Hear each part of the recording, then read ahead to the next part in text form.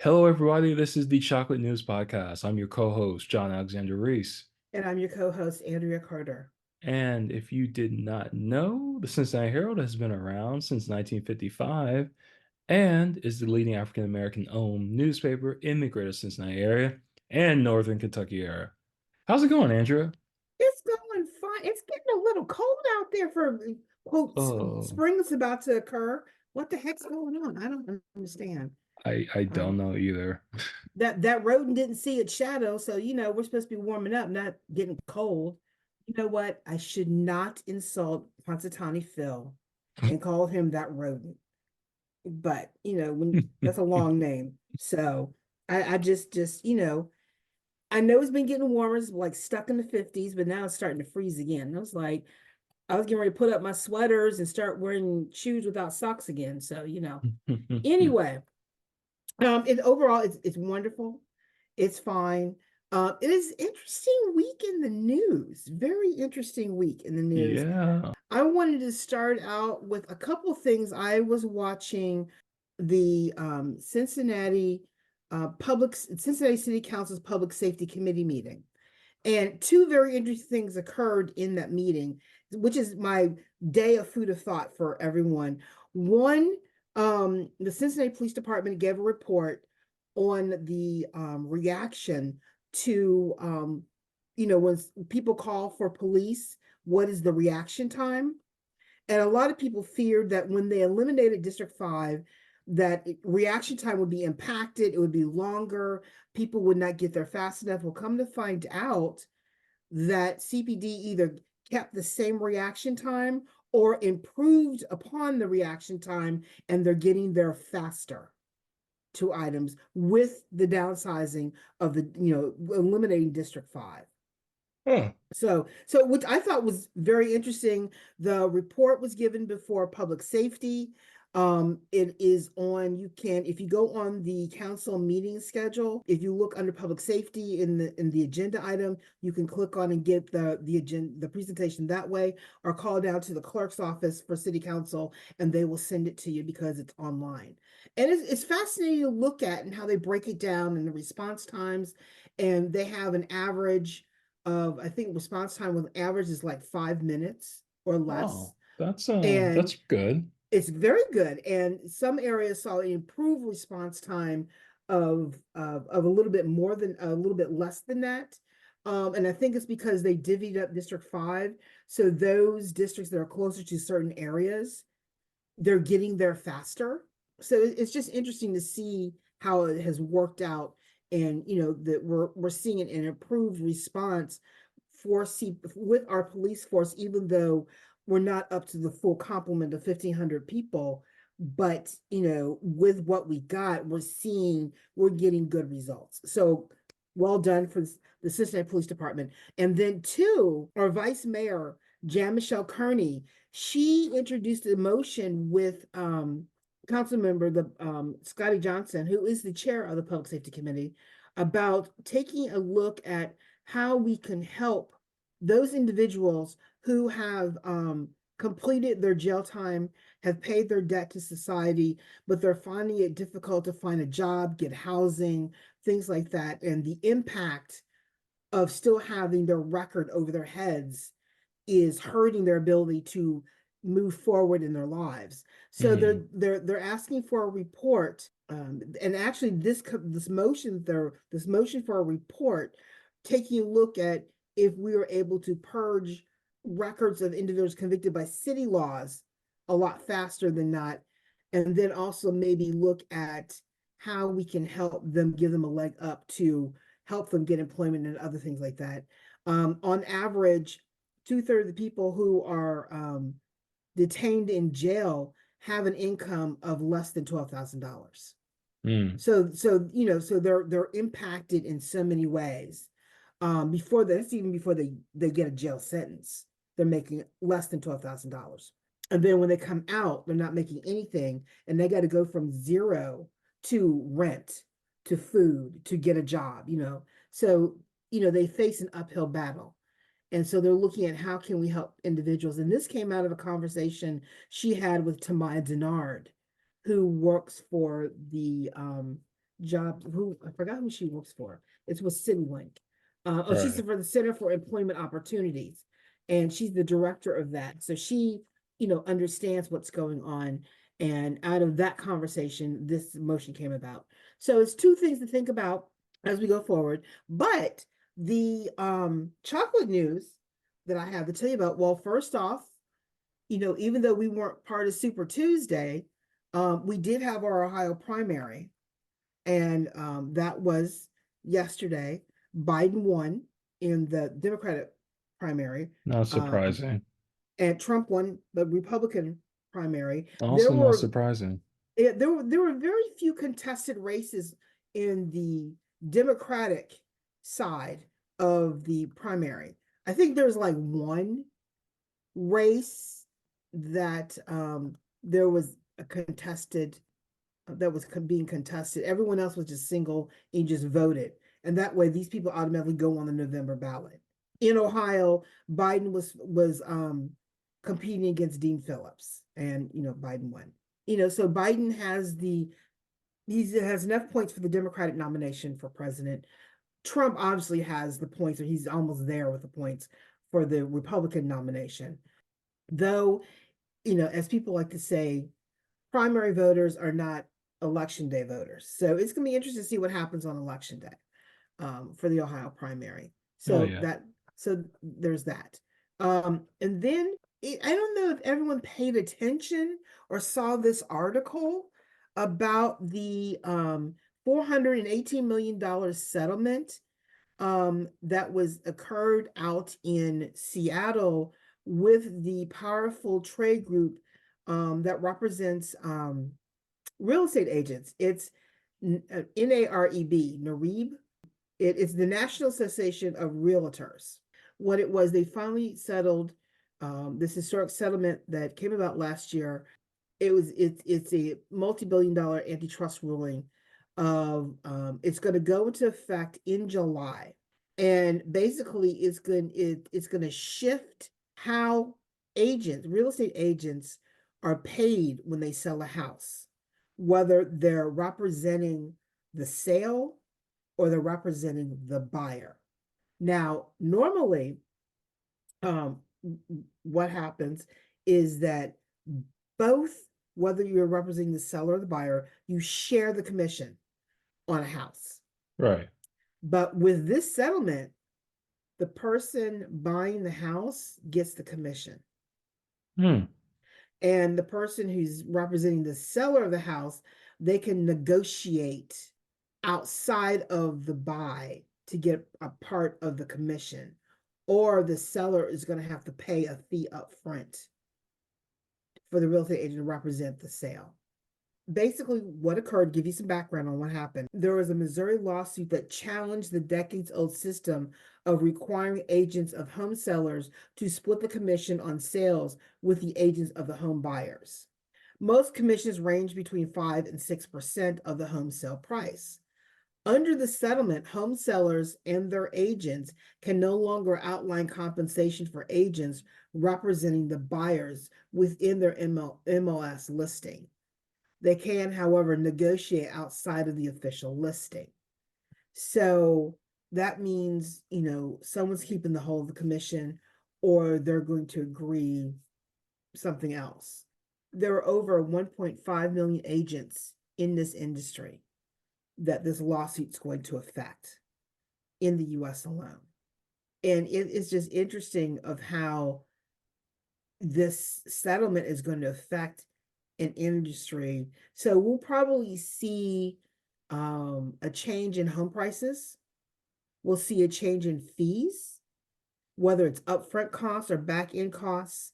It's going to affect how you see this deal coming about. I haven't seen the full explanation or the breakdown of what's going to happen, but everyone should be aware. If you want to buy property, you should be aware of this settlement.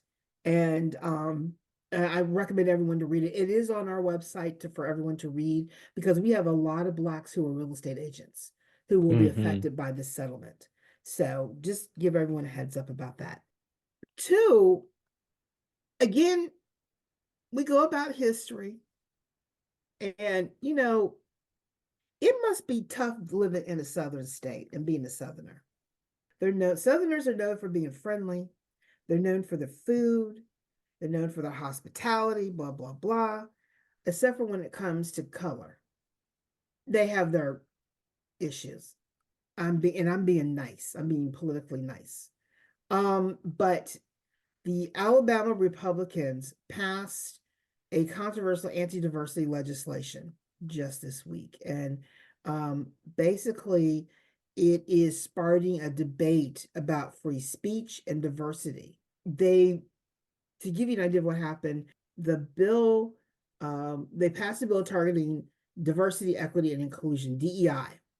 You know, that the being woke and DEI are the big bad words of this year for Republicans, especially for it's a campaign year and they're looking for that boogeyman. So, Mm-hmm. being a quote minority, DEI and woke is the name of the game. They're so scared of what we can accomplish in the workforce as a leader. They want to affect everything to sort of stop how we can achieve, not recognizing that when we weren't part of segregation, we achieved anyway and they destroyed our towns. So they're not thinking correctly. But the bill slashed funding for diversity programs, imposed restrictions on discussing diversity concepts related to race and gender within educational settings. The bill faced a lot of oppositions, but again, the Democrats didn't vote for it, but the Republicans did. They're trying to slow the advancements that Black people have made in this country. And, despite the advancements of what we've done in this country, we use everyday stuff that was created by Black people. And they want to stop us from continued success. We invented the stoplight. We invented Pringles. We Yeah. invented a lot of stuff. The cotton gin. Yeah. We improved upon who was the guy who did everything with peanuts? Washington Carver. We wouldn't have organ donation without the what oh, what is his name? I used to know my history so much better. He did blood transfusion and he invented the Oh, heart surgery. I know what you're talking about. Andrew? No, yes. I can't think of his name right now, but I mean the success, both hidden and not hidden, we're using it every single day. And they want to stop us. And I'm kind of like, everything that we do benefits everybody. Are you just jealous that, we do stuff better than you do? But, I can't go there because that makes my head hurt. Anyway, so, you know, Alabama, like Florida, has done some dumb stuff. And, they want to stop the role of diversity. I guess they're scared that we will erode power in Alabama and other places. It's kind of sad. It really Yeah. is kind of sad. I think we're gonna see. It's gonna be interesting down the road to see where people end up living. It's just gonna be interesting. Yeah, I Anyway, should. then we're still seeing the sentencing these officers in Mississippi who were called they were 6 white officers. They were called the Goon Squad, where they physically and sexually assaulted 2 Black men. And then they tried to cover it up, and they were found guilty under the federal civil rights violation laws, and they're being sentenced this week. And it on average they're receiving about 20 years in prison. And I mean, it's horrible what they did to these men. And it was the former Mississippi Sheriff's Deputy Hunter Elwood. He received 20 years in prison. He pleaded guilty last August to discharge of a firearm during a crime of violence, conspiracy against rights, deprivation of rights under the color of law, conspiracy to obstruct justice, and obstruction of justice related to the January 2023 incident. It's kind of sad. Another gentleman received 17 years, and I think the others received between 19 and 20 years as well. But all 6 are being sentenced to federal prison. And They assaulted actually two black individuals and then a white victim as well, but we don't know who that white victim was. But they've been convicted of assault on all of them.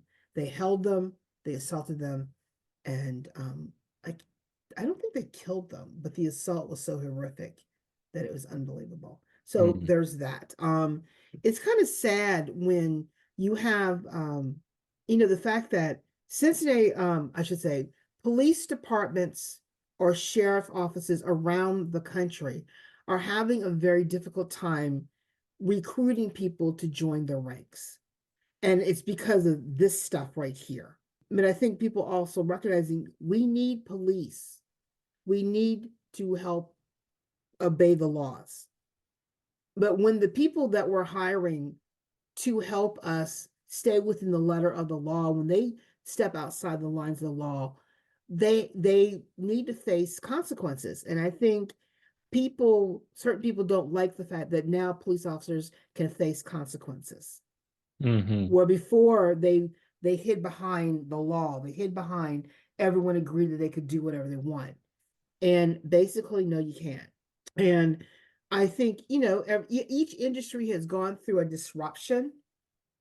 And as they ride out that disruption, they're going to be better for it because I think everyone has bias and everyone we we don't like at times the behavior of police officers, but we respect police officers. Right. And they see the worst that people can do. And they're human, and I'm not justifying what they did. But at the same time, when you get into a mob mentality and you have the law and you have the badge and you cross that line, I think all police departments should stand up and say, we will not tolerate this. And Right. you know what? That hasn't happened yet. There has not been that resounding stand up in front of everybody and announce, we will not tolerate this behavior anymore. Hasn't happened. And until we see, like the Women's March, where remember when it first occurred, and we saw women around the world gathered Yeah. and said no more. It And was we continue amazing. to see that. And it was amazing. Why haven't we seen that from police officers demanding a higher standard of their police officers from around the country? It's a good question. Because this is giving them a bad view. They're the reason why they can't recruit is because of behavior like this. Until you all stand up and say no, it's they're not going to be able to stop. You have to have, if you're going to be a police officer or even a fireman or even a politician, you have to have a higher standard of ethics to be able to say, yes, I'm here for you. And you have to be able to say, we're not going to cross this line. And when you do have fellow officers crossing that line, make sure the blue line has a line. I mean, we watch Blue Bloods. We see that ethical moral line all the time out of the Reagan family. Why can't we see that out of police agencies around the country to stand up and say, no, we're not going to do that? And despite biases and everything else, have a standard of ethics of what you're not going to do. I'm waiting to see that happen. I'm Yeah. waiting for a national march to denounce this bad behavior. Thank God we have phones now with cameras. Thank Hmm. God we now have social media that we can see this instantly. And that's the reason why they're like, oh my God, now we can't do it undercover anymore.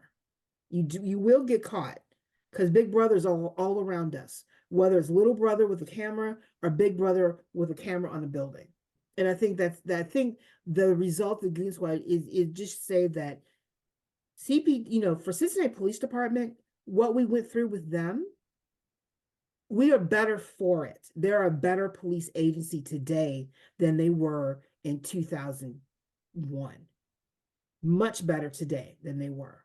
Mm. And within my everyday job, it is an honor that I get to work with very fine officers who are working for the betterment of neighborhoods, who are working to keep us all safe, who are working to make sure that nothing happens to us, and they're there when we need them.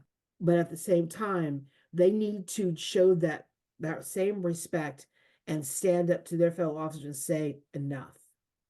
And that hasn't happened yet. It has happened in pockets, but there's no national statement from the police trade unions that we will not tolerate this anymore. I haven't seen that collective, whether it's the black trade group or the white trade group for police officers. Haven't seen it. They talk it, they do press releases on it, but I haven't seen a national thing of where they ethically say we will not tolerate this and then hold everyone to a higher standard. That's my 2 cents on that. I hope we don't hear more like that, but you know, it's reality. We'll just see what happens. But anyway, another police action is Haiti. I think everyone has been watching what is happening in Haiti. U.S. citizens are fleeing Haiti. I believe the State Department has put out a warning right now not to go to Haiti because the gangs are trying to take over the government. They're looting, they're raping, they're pillaging, and the widespread violence is pushing the nation to the brink. I don't know if they'll be able to come back from what is happening. It's kind of sad. I mean, Yeah. it's just really, really, really sad. I mean, the State Department has put out warnings for a number of island nations that we're starting to see an increase of violence against tourists, against, because of what they're not getting. And unfortunately, Haiti has been on the brink of teetering to the dark side, so to speak, for a long time. It's kind of sad. I mean, ever since I was a cub reporter, when I worked for the Pocono Record, Haiti has been an issue where they've tried to elect presidents and then they got thrown out or they had to resign or something has occurred. They've just been in a constant state of flux and they have not really had a chance to experience stability and success, monetary success. And, how do you go from there? What do you do? So it's kind of sad. There is a State Department warning out. And I just hope something does happen that we can help right this country. But right now it's in total chaos. There's no way you can work with the government right now because they're not in full control, which is kind of sad. Yeah. So unless the United Nations has to go in with an army and put them on lockdown to control it, I would hate to see that happen Yeah. because the world is already stretched thin. But again, I hate to see that happen, but we'll see. But Yeah. I will watch it, and as stuff happens, I will let everybody know what's going on. Then it's kind of sad. Speaking of violence, you were down in Newport this weekend Hmm. and you missed this, or I did you did. witness? No, You I did meant not. I left right before it all started. I left about 4:30. okay. Um, what we're talking about is 3 juveniles were shot at Newport on the Levee um over the weekend. And I'm still don't understand why it occurred. There were 3 juveniles involved. Their names have not been released, but there were something happened. The gunshots went off. It was witnessed by a number of people who were at Newport on the Levee. I am aware of one family whose husband and child, a 9-year-old daughter, their 9-year-old daughter with her father witnessed this shooting, and they're both suffering from the effects of the shooting. I can only imagine because if you've never seen that before, it's going to traumatize you. The sound, the blast, the impact, the carnage. I mean, it's just sad. And Newport on the Levee is a safe space. Yeah. I've been there. I've enjoyed what they have to offer down there. This is rare that something like this occurred. Obviously, something went down, whether it's an argument or thing. Kids are just trying to solve their issues with a gun instead of rationalizing. Kids are not being taught conflict resolution. They're not being taught comprehension effectively, and they're not being taught life is hard. And you Hmm. can't just solve it with a gun, even though they see it on TV. Life is hard. Yeah.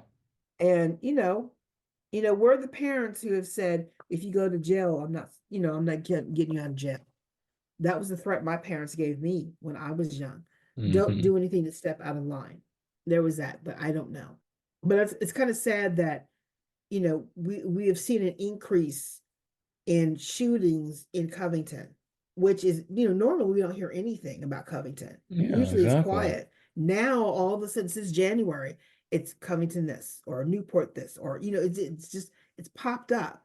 Now, Cincinnati, we sort of died down a little bit with shootings, but again, it's a national issue, this gun violence situation. And I don't know how we can solve it, but we need to teach our young people, don't pick up a gun when you have an issue. And, if you're going to use a gun, use it for something constructive, like target shooting or hunting. There are a number of people, like in Pennsylvania, when I worked for the Pocono Record, hunting is a family pastime. They shoot, they go out and hunt bear and deer and quail and rabbits, and they either do it with a gun or they do it with archery. And they have separate days for everything. And that's interesting, it's but you're taught appropriately how to handle a gun and when to handle a gun. Unfortunately, our kids are not being taught properly how to use a gun. They're not being taught how to think. Don't, don't pick it up. So I don't know what's going to happen, but Hmm. it's Yeah. unfortunate this occurred. So, and I just wish the two individuals well. I hope that the everyone who witnessed this incident is getting the help they need, and seek out a trauma center, or a mental health specialist or a school counselor who can help you, point you in the right direction to handle what you're seeing and experiencing, because it takes a minute to get over it. Hmm. And watching a shooting in real life is very different from watching it on TV. Oh, yeah. So I mean, it's sad, but anyway, that is the chocolate news for today. All right. Well, thanks, Andrea. And that's it for today's show. So I want to thank Andrea again for all the good chocolate news. It's always appreciated, Andrea. Oh, thank you. I'm always here trying to root out what's next, who's doing what. So Yeah. And remember, folks, you can find more information about today's topics and past podcast episodes at www.thecincinnatiherald.com, the session newsletter, or on our social media. We're on Facebook, Twitter, Pinterest, Instagram, LinkedIn, and Threads. And make sure to subscribe to our podcast on your favorite podcast app. Our podcast is on Apple, Spotify, TuneIn Radio, Amazon, YouTube, and Google Podcasts. I'm John Alexander Reese, and I'm Andrea Carter. and have a good day.